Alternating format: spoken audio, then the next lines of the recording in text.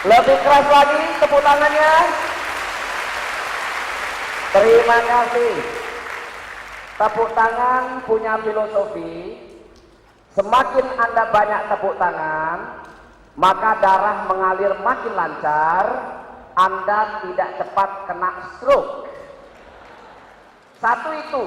Kedua, semakin sering bertepuk tangan, semakin kencang bertepuk tangan, semakin keras bertepuk tangan, maka tangan akan semakin lebar, tambah 1 cm. Artinya hoki yang didapat pun bertambah 1 cm lagi. Ya, tepuk tangan yang meriah buat kita semuanya. Baik, hadirin sekalian, Bante Utamo Mahathera stylenya memang begitu. Datang dengan membawa jubah yang itu saja. Ini kenyataan loh Bante, kenyataan. Masa ganti Bante ganti saya. Nah, tetapi satu hal yang membedakannya adalah Bante ini tidak pernah tidak mempunyai bahan baru.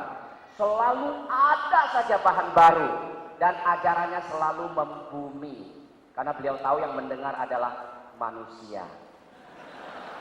Soalnya tadi Pak Giri bertanya, manusiakah kita? Tadi sempat nanya loh. Itu pertanyaan sebenarnya sangat menusuk hati. Manusiakah kita? Tapi poinnya bagus betul ya, Bante. Poinnya adalah kalau kita manusia, harusnya kita bisa dong meraih ini. Hoki dan happy ini mestinya bisa. Kalau kita bukan manusia nggak bisa. Misalnya gitu kan, contoh hewan. Bagaimana dia mau meraih hoki? Wong tiap hari disambitin sama petaninya untuk membajak sawah misalnya, betul ya? Makanya manusiakah Anda? Nanti tulis besar-besar, tempelkan di ruang kantor.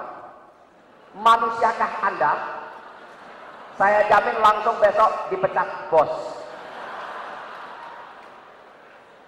Lah itu, manusiakah Anda? Itu ya. Pertanyaan yang sangat filosofis, Bante ya. Dalam, filosofis, dan mengena. Kedua pembicara kita sudah bahas bagaimana kiat untuk meraih hoki dan sukses. Bante menyampaikan ada 4 cara yang sehari-hari kita sudah praktekkan sebenarnya, betul ya? Sebagian Bante ya. Yaitu tadi yang pertama apa saudara? Masih ingat? Yang pertama adalah kejujuran. Sudah banyak yang bertanya di nomor SMS ini. Saya ulangi SMS-nya ya. Mana tadi? Kok selalu hilang ini? Nomor SMS-nya udah banyak yang masuk. Kalau tidak sempat dibaca, mohon maaf ya. Nanti tanyakan langsung saja ke websitenya Bante di samagipala.org.id. Di situ banyak pertanyaan. Sudah dijadikan buku juga ya Bante. Sudah banyak bukunya. Jadi tanya jawab itu ada di buku Bante ya.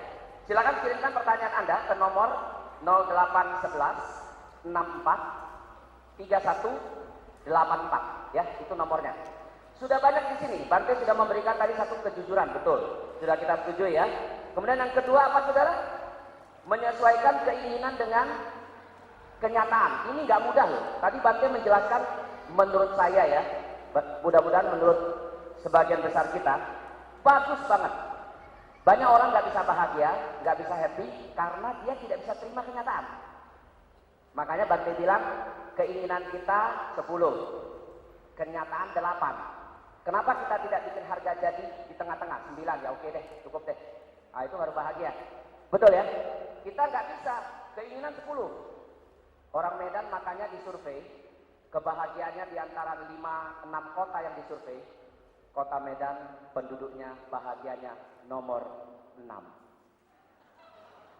Ketawanya seru banget ya. Menambah penderitaan yang lain. 6 kota disurvei, Medan terakhir. Jakarta, Surabaya, Makassar, Semarang, Medan, dan satu lagi Bandung. Medan, Teboy. Nomor 1 Semarang. Tadi Bante sudah mengatakan keinginan dengan kenyataan. Kalau kita bisa terima kita bahagia. Setuju nggak? Coba lihat orang buat Jawa. Dia kenapa urutan 1? Semarang penduduknya karena filosofinya nerimo. Hari ini untung gopek ceng 500.000, ya kan? Syukur 500.000. Tetangga sebelah nggak untung apa-apa. Medan mah nggak bisa, karena filosofinya bukan nerimo, tapi aibnya cairnya. Susah. Pak kiri ya, Romo kiri. Stres. Dari stres, bed stroke. Dari stroke ya tinggal tan jam loong lah. Kan gitu kan? Kita nggak bisa tuh orang Jawa. Orang Jawa filosofi nerimo dan untungnya itulah kenyataan dan keinginan dijadikan harga jadi, maka bahagia dia. Coba lihat orang Jawa. Begitu ketabrak motor anaknya, kakinya putus sebelah. Untung baru sebelah. Dua-dua buntung. Untung masih hidup. Mati. Untung cepat mati. Itu bahagia. Medan lah nggak bisa loh. Anaknya jatuh patah kaki satu. Lu cuma bisa tuh. Bener ya? Nggak bisa bahagia. Sorry ya, jangan gugat saya. Itu hasil survei Frontier Indonesia tahun 2006 terhadap 1.800 responden di 6 kota, termasuk Medan. Jadi saya setiap kali buka survei ini saya agak sulit mengaku diri sebagai orang Medan. Padahal orang semua tahu kalau ini orang Medan. Mukanya ini ya Betawa. Yang lain boleh ya. Nama sih saya Jawa, oh, Bonijan. Oh Jawa loh. Dia loh. Tapi begitu Ebi, habis tahu loh. Oke, sekali lagi tepuk tangan buat dua narasumber kita yang luar biasa ini ya. Saya akan langsung ke pertanyaan dulu ya. Ini SMS yang masuk sudah banyak. Saya tidak bisa baca semua tentunya. Tapi Bante, Pak Romo Giri, beberapa pertanyaan khas orang Medan. Saya tahu karakteristik orang Medan ya. Orang Medan ini, mana tadi ada SMS-nya? Saya sudah catat tadi beberapa nomor ya. Beberapa nomor, karena ini terlalu banyak. Intinya, yang saya tadi sudah baca ya, intinya gini, Romo Giri, Bante, adakah cara instan, shortcut, untuk mencapai hoki dan happy? Karena, menurut yang SMS, bukan saya, karena orang Medan sukanya shortcut. Saya tidak tahu itu hasil penelitian siapa ya. Saya cuma baca. Nanti kalau ilmuwan tanya, itu hasil penelitian siapa? Saya nggak meneliti. Dia nanya. Katanya Medan shortcut. Kayaknya cuma dia sendiri yang nanya itu, yang mau ini. Ya. Romo, bagaimana? Apakah mungkin ada cara shortcut untuk meraih sukses, untuk meraih hoki dan happy? Silakan, tepuk tangan dong buat Romo Giri kita ya. Silakan Romo. Baik, saya coba. Mungkin jawaban saya bagus, tapi lebih bagus lagi kalau Bante yang jawab. Bapak sekalian, sebenarnya di dalam hidup, salah satunya kita harus menjalankan sila. Dulu, waktu mungkin tahun 80-an, kalau ada orang mau jadi upasaka, selalu langsung yang tua-tua itu mencela. Masih muda kamu jadi upasaka. Tahu nggak sila itu? Sanggup kamu jalan? Jangan. Jadi kalau gitu bagaimana? Tunggu hari tua. Saudara-saudara sekalian, apa beda orang menjalankan sila dengan tidak menjalankan sila? Menjalankan sila, hukumannya berat. Wah, cari mati saja itu ya, untuk mencoba menjalankan sila. Jadi, saudara-saudara sama, salah satu menurut hemat saya di dalam kehidupan ini mirip dengan orang juga. Kalau mau kaya, selunduplah, tapi risikonya bisa ketangkap. Kalau ketangkap, celaka. Tidak ketangkap, kaya. Itu shortcut juga ya. Saya pikir orang Medan kan banyak itu. Ini, apa namanya ini, Dr. Po ini, dari, apa namanya itu, Kampung Pon. Kampung Pon bukan orang baik-baik saja, orang jahat juga ada di sana. Tahu dulu, tahun 70-an, Endang Wijaya. Itu ditangkap itu ya, ditarik, karena korupsi.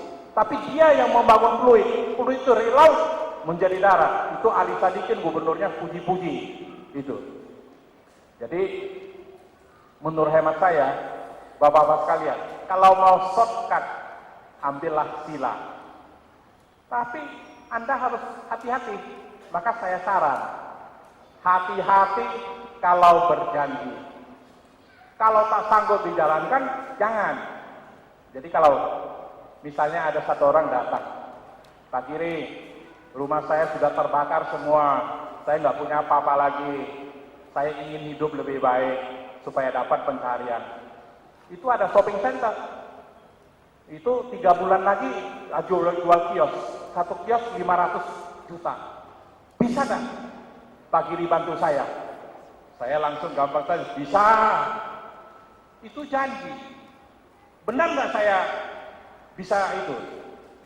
Jadi dengan saya katakan bisa, dia nggak mencari tempat lain lagi. Pulang-pulang nengang, istriku kita dapat hoki, Pak Giri sudah janji, nggak usah repot-repot cari yang lain lagi.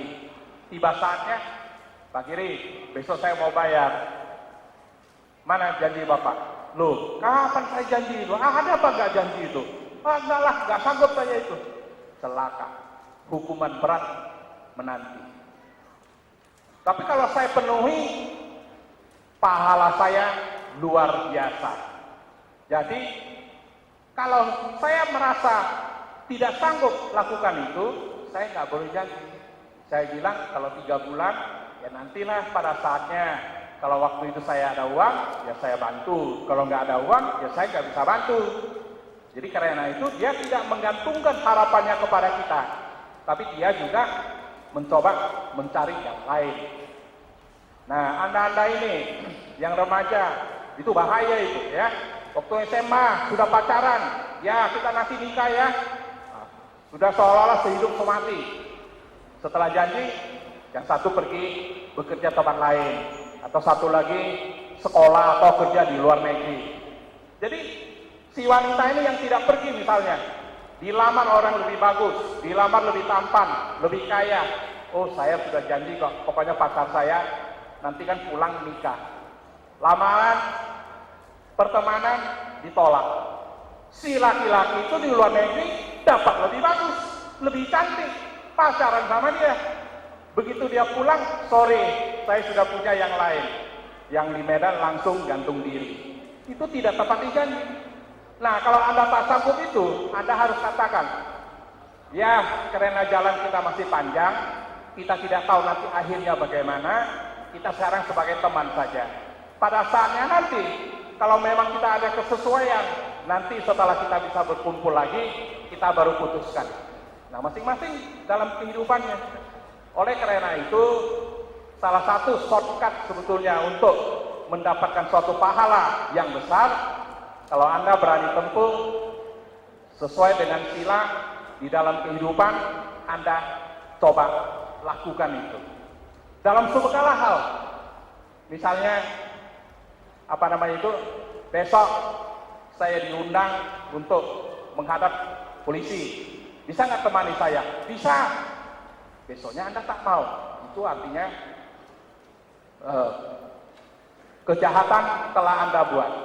Jadi karena itu coba diperhatikan, kalau Anda sudah janji, mati-matian itu harus dipenuhi. Kalau Anda merasa tidak pasti, jangan coba membantu. Menurut saya salah satu shortcut untuk lakukan itu di dalam kehidupan, kalau di dalam pandang dari sila, itu caranya. Mungkin Bante ada jawaban yang lain.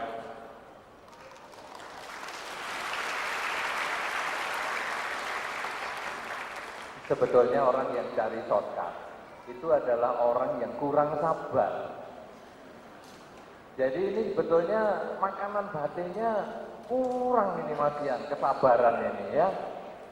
Nah, Cuma ada beberapa orang kalau mau mengubah hokinya supaya tambah hoki maksud saya, itu kadang beberapa orang melakukan perbuatan baik itu dengan tekad. Jadi misalnya begini, aduh hidupku kok susah ya. Oke, dalam 1 bulan ini tiap hari saya akan melakukan latihan 8 sila. Saya kemudian membaca parita mulai ini sampai ini, dan kemudian saya meditasi setengah jam. Tiap pagi bangun tidur, malam mau tidur. Kemudian saya juga berusaha berbuat baik sebanyak-banyaknya dalam 1 bulan ini. Mungkin saya kunjungi ke panti asuhan, berdana di sana. Kemudian saya ke wihara, saya bantu-bantu bersihkan wihara. Kemudian saya kadang-kadang mungkin misalnya ikut dengan biku menjadi dayaka, ngantar ke sana ke sini. Selama 1 bulan penuh, Anda lakukan kebajikan semaksimal mungkin dengan badan, ucapan, dan pikiran Anda, itu sesungguhnya menjadi shortcut. Jadi shortcutnya tidak bisa, bagaimana Bante dalam 1 hari berbuat langsung sukses. Wah, ini sudah betul-betul sebetulnya bisa dikasih pengertian. Orang ini, kalau sabar itu adalah bagian dari makanan, orang ini tidak punya kesempatan makan sama sekali. Jadi dia makanannya banyak. Gimana ya? Pengen supaya makanannya dalam 1 teguk langsung habis. Malah dia tidak bisa makan untuk selamanya. Semua itu butuh proses. Makan ya sesendok, lama-lama semeja juga habis. Saudara, Anda makan nasi 1 hari berapa? 1 on? Ada 1 on makan nasi, ibu-ibu? Kalau masak untuk makan nasi 1 orang, kira-kira 1 on cukup? 1 kali makan? Ibu-ibu ini masa enggak? 1 on cukup? Cukup ya? 1 kali makan loh 1 on. Berarti kalau 3 kali, 3 on.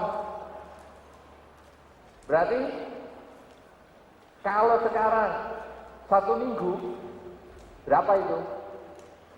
21 on. 1 bulan 30 hari 90 on. 90 on itu kira-kira berapa? Berapa kilo? Hah? 9 kilo.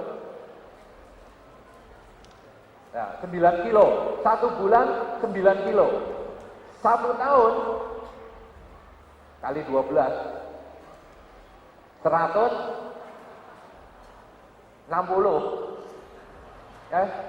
Berapa? 12 kali 9 berapa? Masa 160? Hah? 120? 108. 108 1 tahun. Umur Anda 30. 30 kali 108. Katakanlah kali 100 saja. 30 kali 100. Berapa itu? 3000 kilo alias 3 ton. 1 engkel itu. Truk engkel itu sudah 4 ton. Ini 3 ton ngabisin 1 truk. Dari mana? 1 on, 1 on, 1 on. Sekarang orang ini mau shortcut. 3 ton dihabiskan sehari. Dijual. Dapat duit. Ini semuanya ada proses. Ya paling cepat ya 1 bulan lah, bertekad dalam bulan ini. Karena ini bulan Waisakha, saya mau berbuat baik semaksimal mungkin. Mulai 1 Waisak sampai 30 Waisak.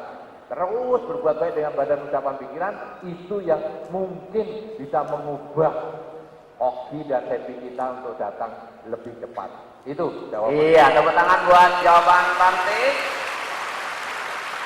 Pertanyaan senada itu banyak Bante, Romo Giri. Jadi sudah dijawab ya. Ada yang tanya apakah dengan meditasi hoki bisa cepat datang?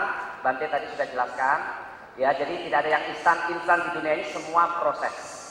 Kita Romo Giri sampai hari ini bisa seberhasil sekarang juga melalui proses yang panjang.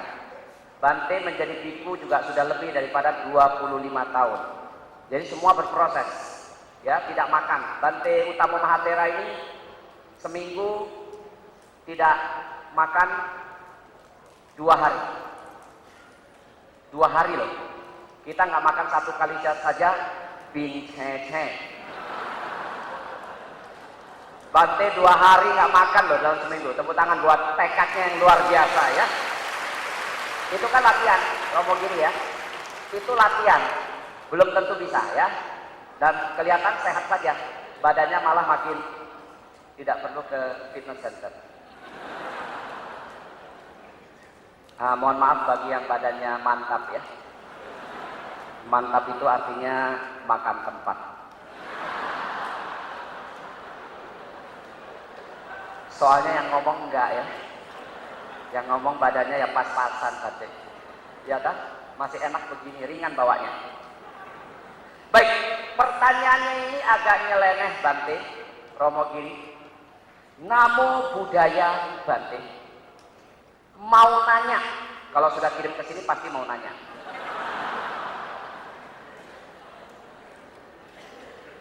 Mesti belajar komunikasi ya.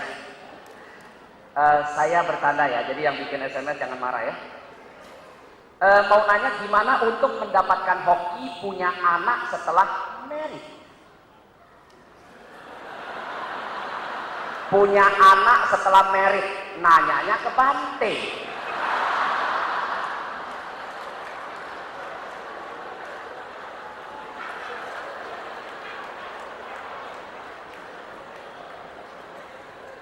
Saya jawab ya, mewakili. Karena Bante tidak menjawab ini. Karena Bante tidak berpengalaman. Loh, Bante bukan praktisi. Bante silakan jawab Bante. Bante bukan praktisi, Bante kan pengamat. Tanya saya, bagaimana supaya hoki punya anak setelah married? Saya jawab, bikinlah.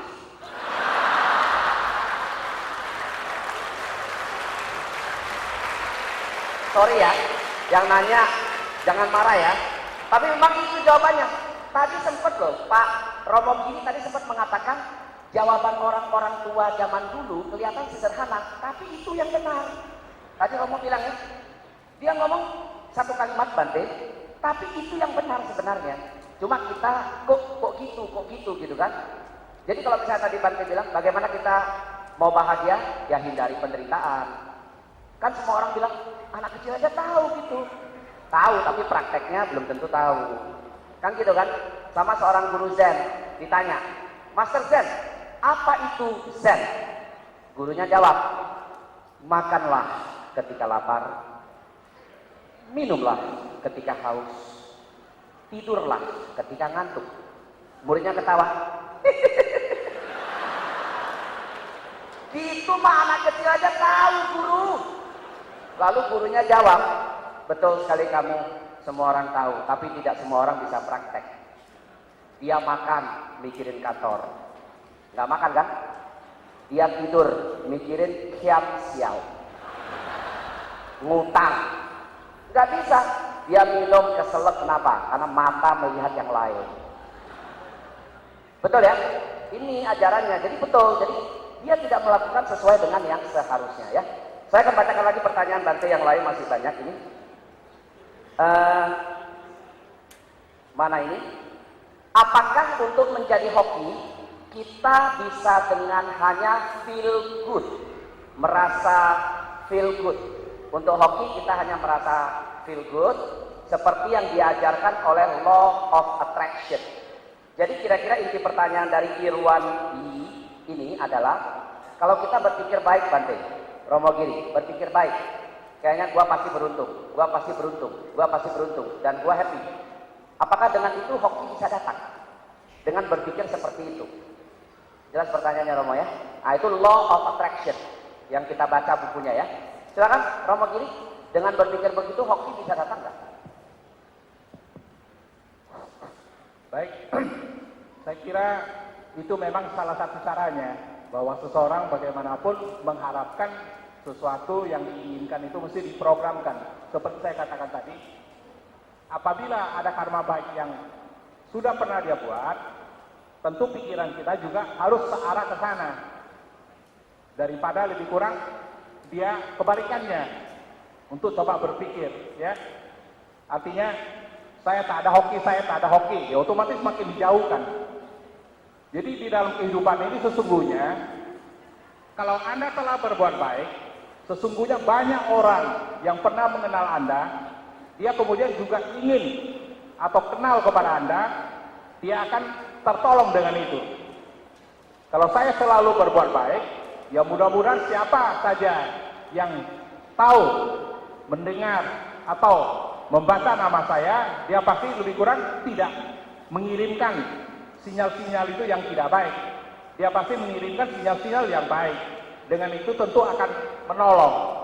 Oleh karena itu, sesungguhnya apabila seseorang merasa hokinya kurang, dia berusaha dalam pikirannya bahwa saya harapkan hoki itu datang, saya harapkan hoki itu datang. Tapi tanpa berbuat tentu juga percuma. Karena itu saya sarankan lebih kurang, berbuatlah, otomatis itu akan menambah. Tapi dengan Anda berpikiran seperti itu adalah bahan tambahan untuk mempermudah hoki itu kemudian segera muncul. Itu menurut hemat saya. Ya, tepuk tangan buat Romo kiri ya, betul ya. Jadi itu sudah modal yang bagus ya Romo ya. Kalau mikirnya benar, hasilnya pasti benar. Oke, ada pertanyaan lagi dari SMS ini. Dari nomor Bapak yang mengirimkan sampai 3 kali. Ini Hamsin ya. Tapi bagus supaya jadi perhatian tadi, karena mengirimkan 4 kali malah. Haruskah kita tetap jujur apabila kenyataan tersebut membawa penderitaan buat orang lain? Apakah Bante mau mengatakan tadi ini semacam kejujuran yang tertunda atau apa Bante? Jadi kita jujur nih, tapi membawa penderitaan buat orang lain. Bagaimana Bante? Silakan Bante. Saudara-saudara, di dalam kehidupan kita ini sebetulnya kejujuran penting. Cuman harus tahu waktu. Ya, makanya tadi beberapa kali ditekankan kejujuran yang tertunda atau ditunda. Tapi jangan main bohong. Kenapa saudara? Tadi dikatakan, bagaimana ya kalau itu menyakitkan? Kalau kata-kata itu langsung memang menyakitkan. Kenapa? Karena ada orang itu mempunyai tahapan untuk menerima kenyataan. Tahap yang pertama, kalau kenyataan itu berat, itu biasanya akan ditolak langsung. Menyangkal dia. Jadi misalnya, ini anakmu meninggal, anakmu yang paling kau sayangi meninggal. Langsung, aku nggak mau denger itu, aku nggak mungkin anakku umurnya panjang, nggak mungkin. Menyangkal. Nah, kalau penyangkalan ini muncul, kejujuran itu harus ditunda lagi. Karena tidak mungkin kita malah berdebat. Sudah meninggal, terus saya jelas dia debat. Akhirnya benar-benar dia meninggal. Orang tuanya ini meninggal duluan gara-gara debat sama kita muntah darah. Nah, setelah penyangkalan, maka yang kedua, dia adalah penawaran. Jadi dia, masa sih meninggal? Masa sih anakku meninggal? Itu butuh waktu ya, ini ada waktunya. Jadi pertama nyangkal, nggak mungkin anakku meninggal, nggak mungkin. Masa sih anakku meninggal ya? Beberapa hari kemudian, masa sih anakku meninggal? Kayaknya sih enggak. Tapi ya, mungkin aja sih ya, sudah mulai. Nah, ini sudah mulai nawar. Tapi biasanya sih orang meninggal kan ya jangan sekarang lah, anakku kan masih baik, masih muda, masih apa. Tapi dia sudah mulai terima bahwa intinya itu kan meninggal. Nah, ini mulai penawaran. Akhirnya yang ketiga, ya sudahlah, memang anakku meninggal. Nah, ini ada 3 tahap ini saudara. Tolak, nawar, terima. Orang yang bijaksana ketika mau berkomunikasi, dia lihat apa bahan yang mau dikomunikasikan ini. Kalau ini terlalu berat, menyakitkan untuk orang yang mendengar, tunda dulu. Kebenaran atau kejujurannya ini ditunda. Apakah anakmu meninggal? Nanti kita lihat aja di rumah sakit. Daripada iya meninggal. Enggak mungkin. Sudahlah, kita lihat di rumah sakit. Ya begitu kita ngomong jujur, kok dia nolak. Sudahlah, kita lihat di rumah sakit. Aku nggak mungkin punya anak umur pendek, umur keluarga aku semua umurnya panjang. Nah itu penyangkalan terus. Ya sudahlah, pokoknya kita sambil jalan aja.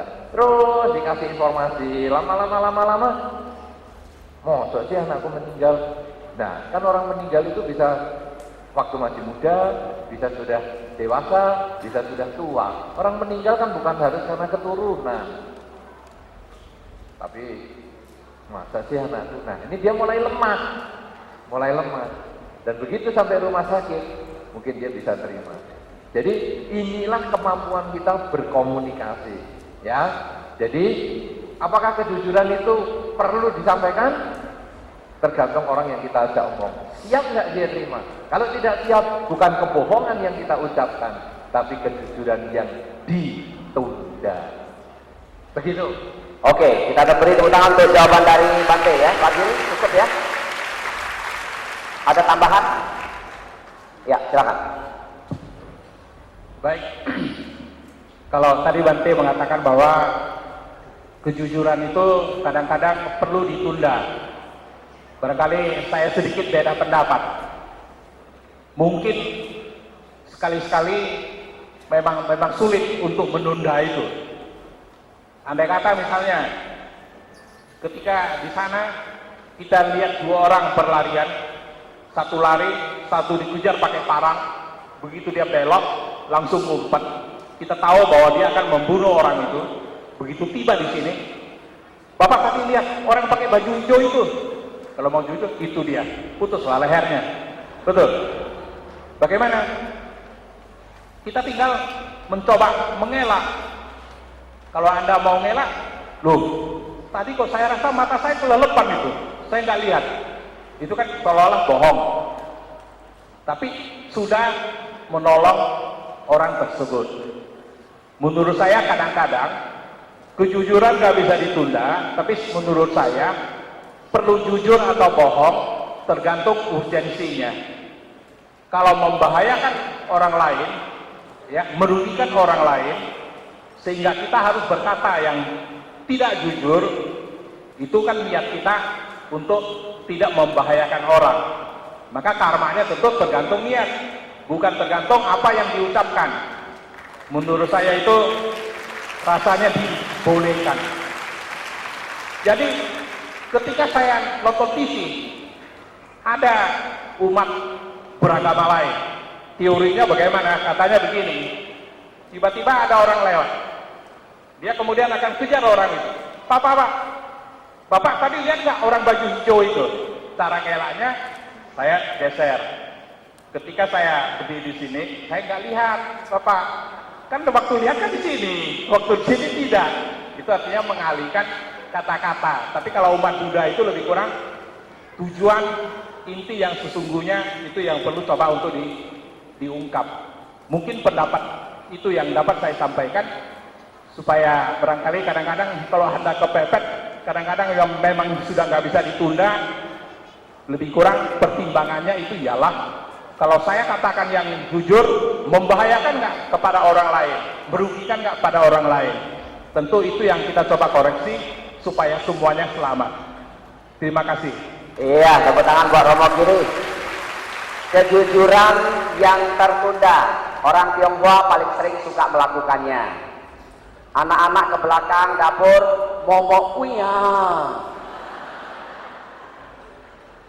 Sampai besar anaknya nggak berani pipis sendirian. Anaknya duduk di depan pintu, lu boien lo, tan lu boien lo. Padahal orang kalau duduk di pintu, orang keluar masuknya susah. Nyapu nggak bersih, lu botan bosi lo. Bopeng-bopeng lo. Bohong semua. Begitu kita udah besar, kejujuran yang tertunda tadi terungkap. Kenapa nggak boleh duduk depan pintu? Ya susah lah, nggak ada orang aja susah masuk kok rumahnya.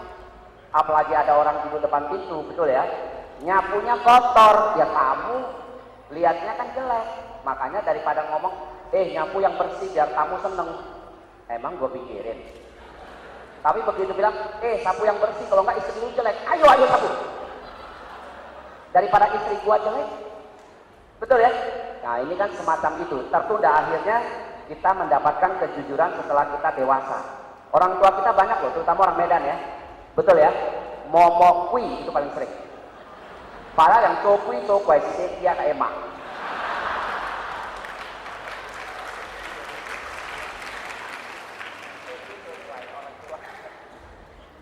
Iya, makhluk halusnya itu orang tuanya ya.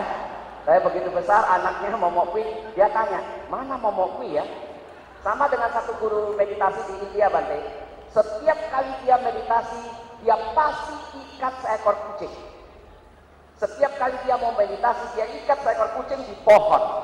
Turun temurun. Suatu hari muridnya tanya, guru, apa hubungannya dengan kucing dan meditasi? Kenapa setiap kali mau meditasi guru mengikat kucing? Gurunya bilang, gua nggak tahu kenapa guru gua begitu, gua ngikutin aja. Akhirnya sampai ke gurunya, guru, kenapa guru mengikat kucing setiap kali meditasi? Kakek gurunya berarti kan?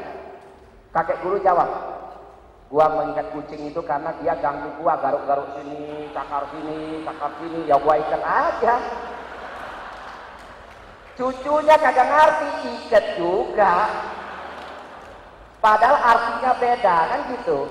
Jadi hati-hati, jadi memang pergaulan dan pengalaman pendidikan juga berpengaruh ya, akan membuat kita jadinya terbuka. Oh, orang tua kita sebenarnya baik. Cuma caranya tadi itu memberikan kejujuran yang tertunda ya. Tepuk tangan buat istilahnya Bante Utama Mahatera yang luar biasa. Ada pertanyaan dari satu umat. Bante, saya fans Bante, luar biasa.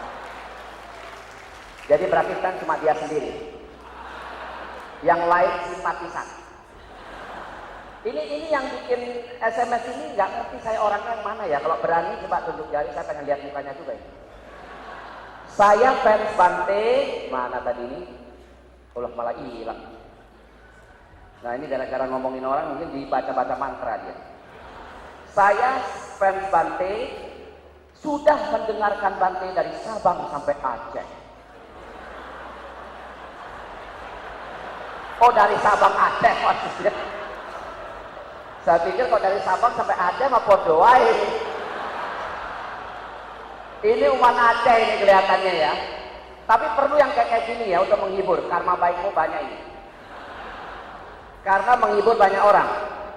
Pertanyaannya, saya ingin bertanya Bante, jika ada seorang ibu yang membuang anaknya dan si anak diberikan kepada orang lain, diadopsi orang lain, apakah bersalah jika si anak tidak mengakui ibu kandungnya? Apakah ada karma bagi ibu dan anaknya?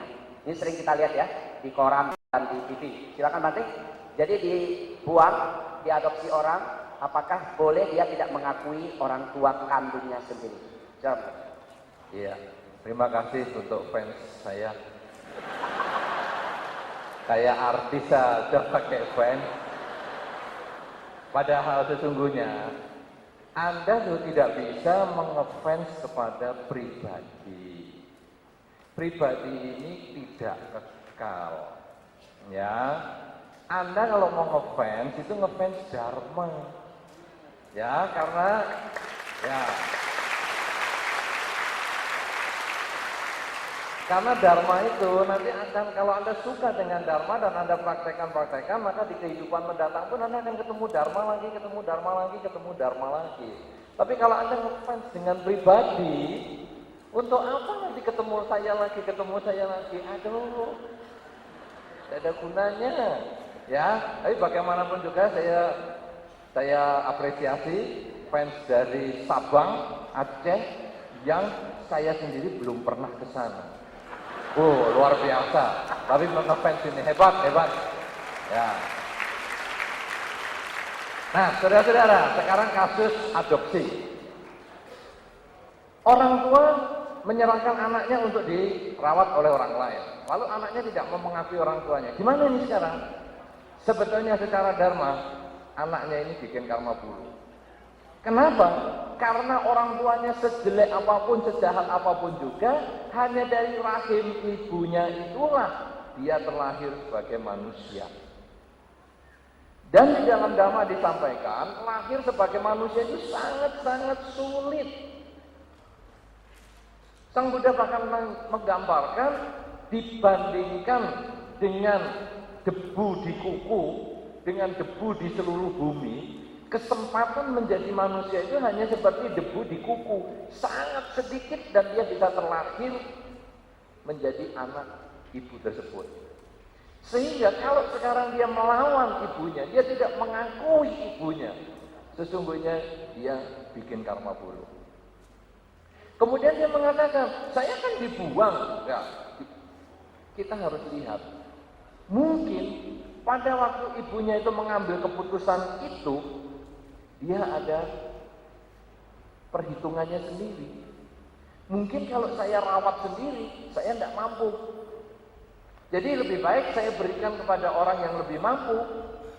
Jadi dia bisa sekolah yang baik, dapat kesempatan bekerja, berkarya, dan sebagainya. Nah kalau sudah begitu, apa kita ini lalu tidak kasihan sama ibu kita? Niatnya yang demikian baik, malah kita ajar dengan hal-hal yang negatif.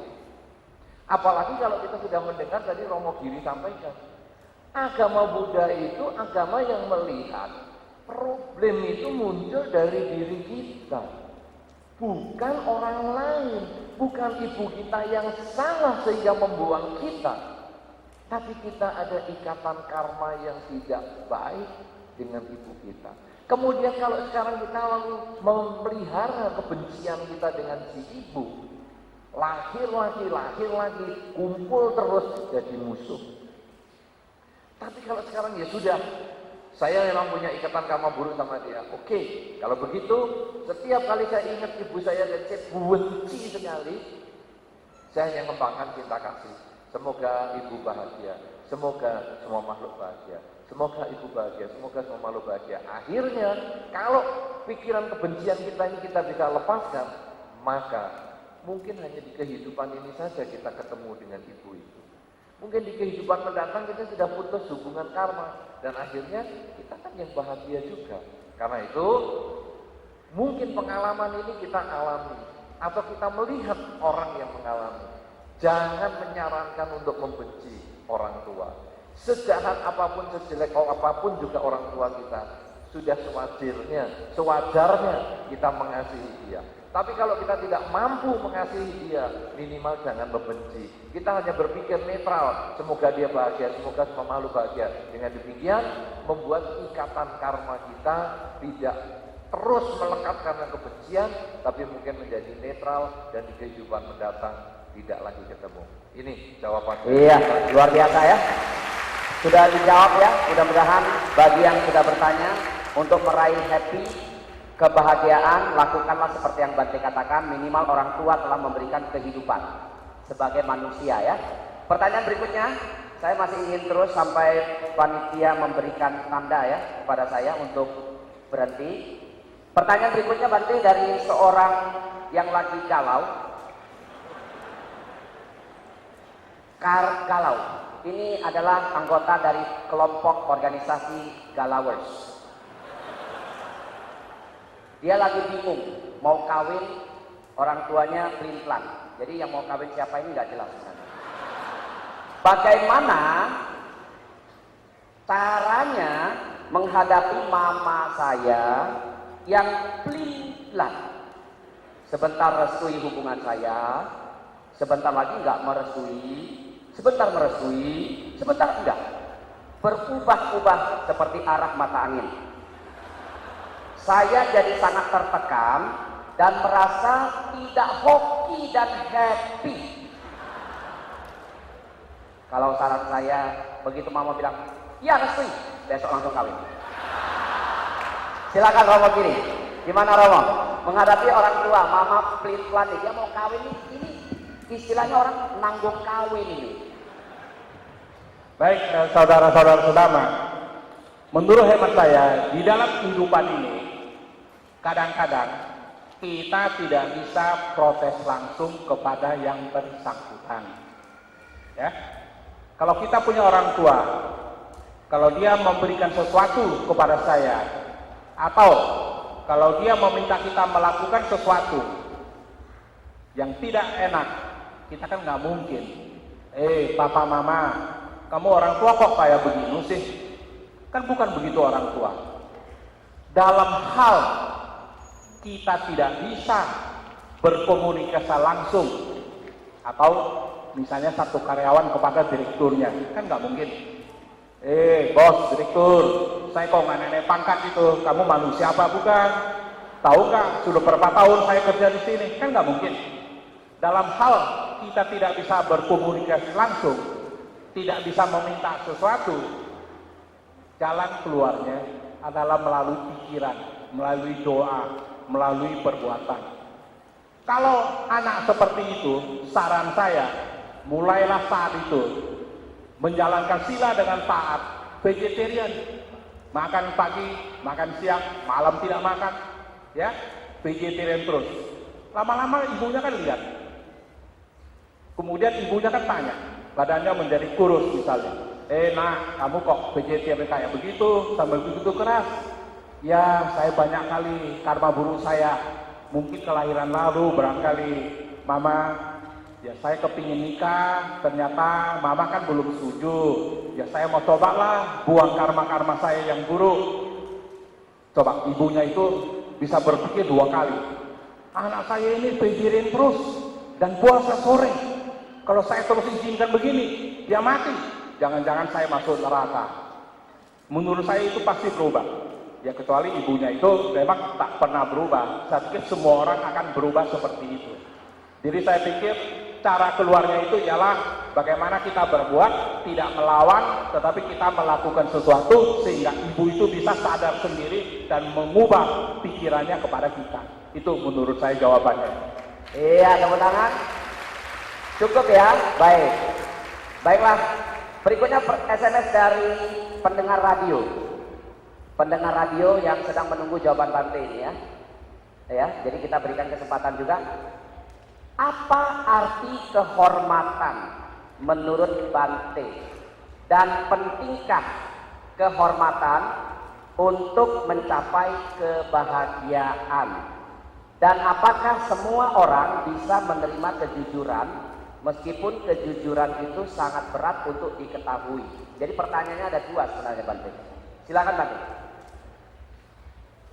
Saudara-saudara, memang ini sebetulnya agak di luar topik tentang kehormatan karena kita tidak membahas. Kata ini baru keluar dalam pertanyaan ya, kita tidak bahas. Tapi begini, kadang-kadang seseorang mengharap dirinya dihormati, tetapi dia tidak melakukan tindakan yang layak untuk dihormati. Dia hanya menuntut orang lain, kenapa? Aku bos di sini, kenapa kamu tidak menghormati saya? Keliru. Kita kalau ingin dihormati, kita harus berperilaku yang layak. Apakah itu penting penghormatan? Sebetulnya kalau kita berperilaku yang layak, penghormatan ini hanya konsekuensi logis, tapi bukan tujuan perilaku kita. Kalau kita hanya bertujuan supaya dihormati, kita menjadi orang yang munafik. Kenapa munafik? Karena penghormatan itu kan diberikan orang lain. Jadi kalau ada orang lain, saya baru baik. Supaya orang lain hormat. Tetapi itu adalah watak yang jelek. Kita berarti 2 muka. Kalau nggak ada orang, kita kelakuannya jahat. Coba lihat di dalam masyarakat atau mungkin kita sendiri. Kadang-kadang kalau kita mau melakukan satu hal yang negatif, kita noleh kanan dan kiri dulu.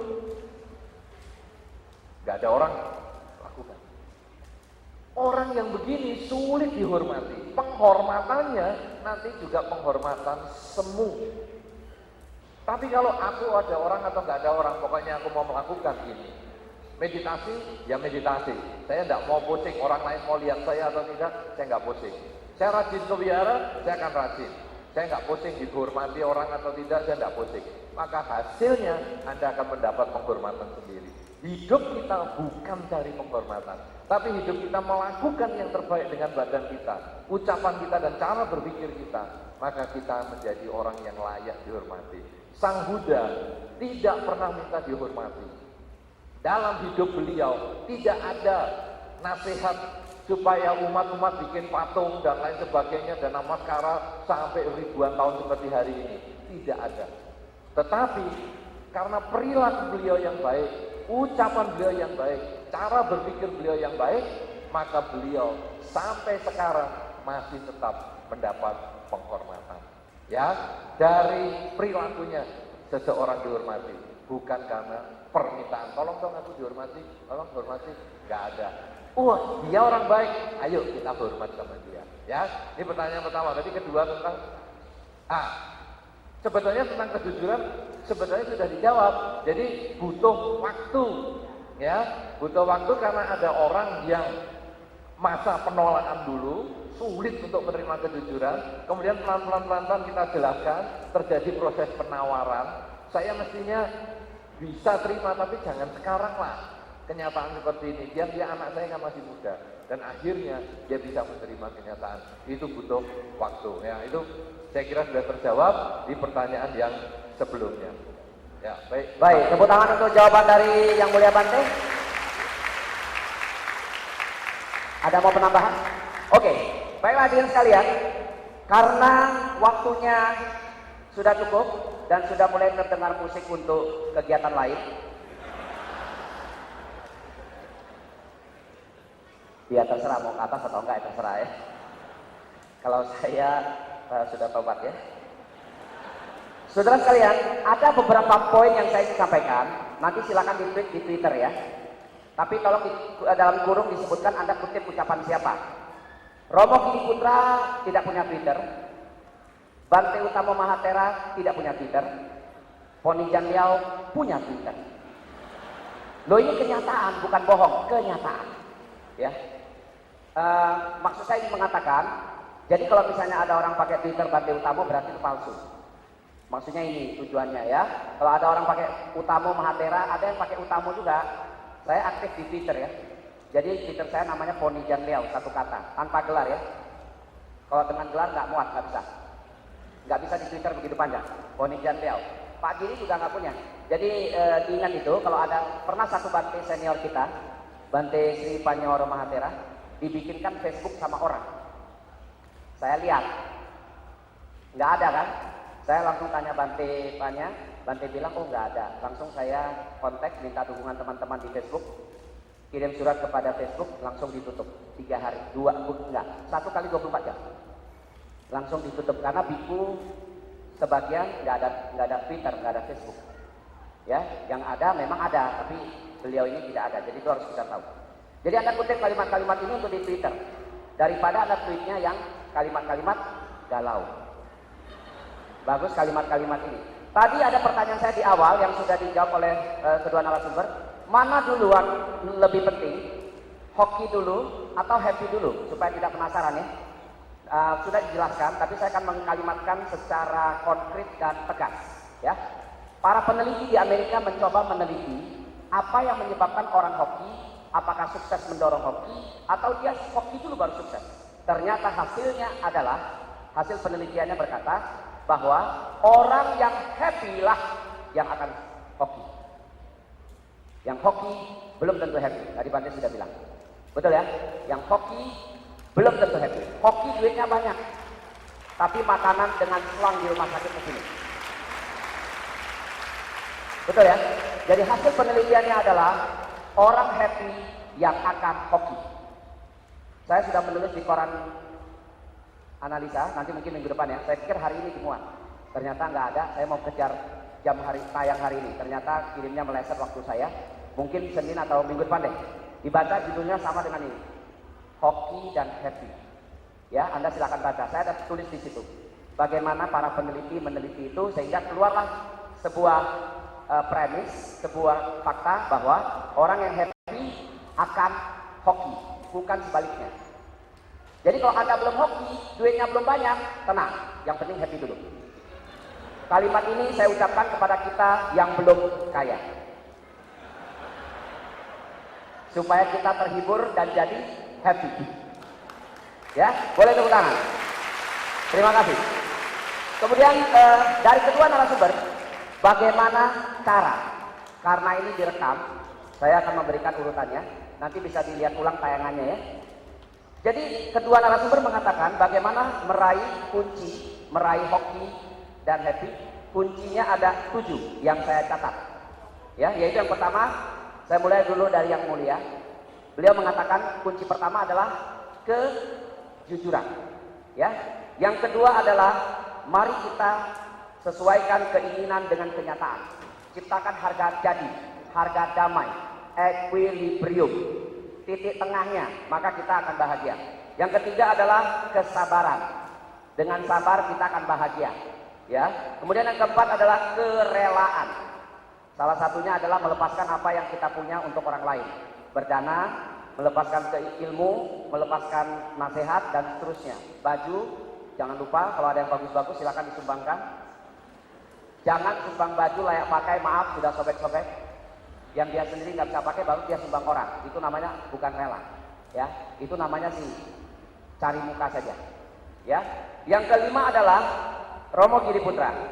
Pikiran dan tindakan kita harus bersih dan baik. Tindakan kita, pikiran kita kalau bersih dan baik, maka law of attraction yang ditulis oleh si penulis barat itu akan berlaku meraih hoki dan happy. Yang keenam adalah tadi ada nasihat 2 dari Romo Giri Putra, yaitu jangan ragu spiritualitas bisa berjalan sejajar dengan duniawi. Spiritualitas dengan duniawi bukan berada di 2 kutub yang berbeda.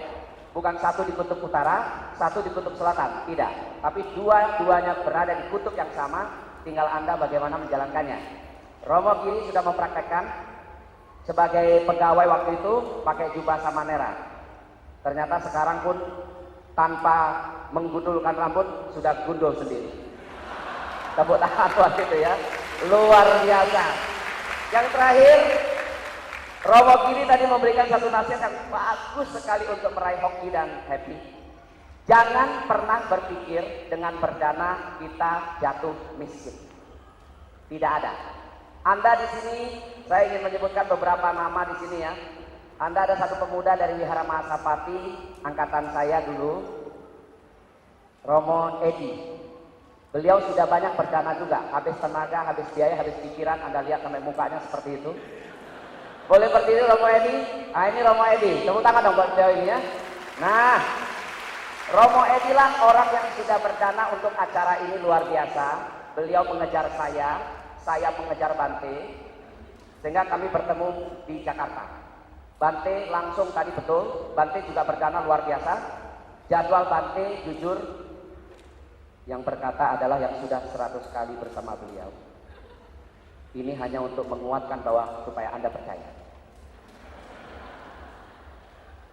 Jadwalnya luar biasa padatnya. Saya minta jadwal untuk Makassar, dapatnya tahun depan. Anda mintanya sekarang 2015. Tapi begitu Romo Edi datang, Romo Giri Putra datang, saya hanya memfasilitasi, Bante langsung buka agenda. Agendanya keren, bukan begini. Oh, begini punya juga. Ada, bagus. Oh iya, saya kosong tanggal sekian. Panitia tidak ada pilihan, harus mengikuti. Kalau mau disetujui, karena jadwalnya sudah padat. Bante juga sudah berdana luar biasa. Tepuk tangan buat dia, luar biasa ya. Untuk itu semua.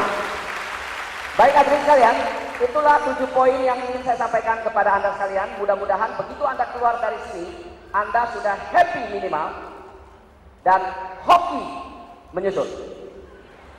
Tapi begitu keluar makin stres, besok hari Senin periksakan ke dokter. Berarti ada kabel yang tidak pas. Ya, karena tadi sudah ketawa-ketawa kita semuanya kan, Anda sudah terhibur.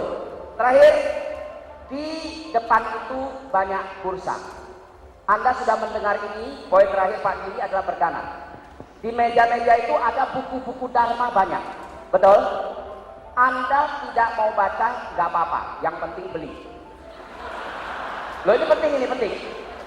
Anda beli, Anda boleh kasih saya, Dr. Po, ini bukunya tolong disumbangkan untuk wihara yang membutuhkan. Akan saya tunaikan.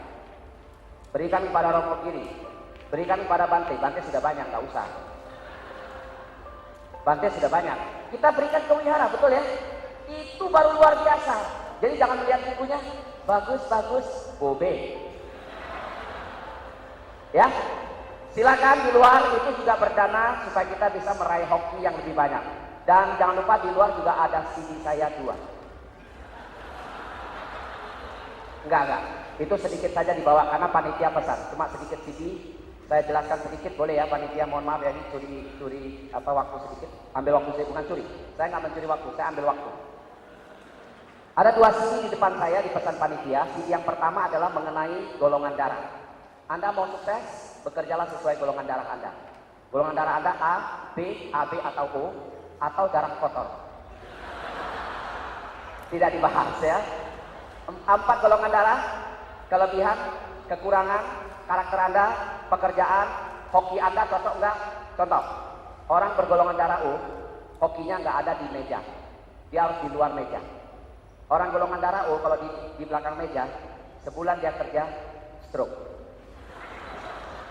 Orang golongan darah B bekerja di lapangan, nanti pelanggan diajak bermeditasi. Dia harus di belakang meja. Orang golongan darah AB mau di mana aja terserah.